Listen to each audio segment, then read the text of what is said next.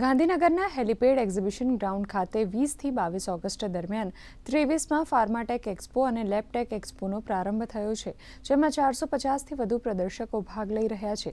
આ 3 દિવસીય પ્રદર્શનમાં ફાર્માસ્યુટિકલ મશીનરી, લેબોરેટરી ટેકનોલોજી અને કોન્ટ્રાક્ટ મેન્યુફેક્ચરિંગ ક્ષેત્રની નવીનતમ ટેકનોલોજી અને નવીનતાઓનું પ્રદર્શન કરવામાં આવ્યું.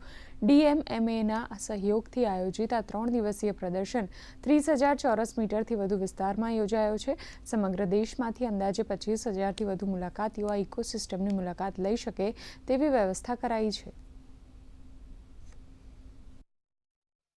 આ ફાર્માટેકનું જે એક્ઝિબિશન છે, આપણે અહીંયા ગાંધીનગરમાં 450થી વધારે એક્ઝિબિટર ભાગ લઈ રહ્યા છે, જેમાં ટેકનોલોજી અને ઇનોવેશન્સ પર ફોકસ કરીને એક્ઝિબિટર્સ પાર્ટિસિપેટ કરી રહ્યા છે. અહીંયા ફાર્માની બધી જ નવીનતમ ટેકનોલોજી, રિસર્ચ, ડેવલપમેન્ટ જે બી વસ્તુઓ થઈ રહી છે એની complete nutraceutical products, formulation products અને કોસ્મેટિક પ્રોડક્ટ્સના બી સ્ટોલ લાગેલા છે.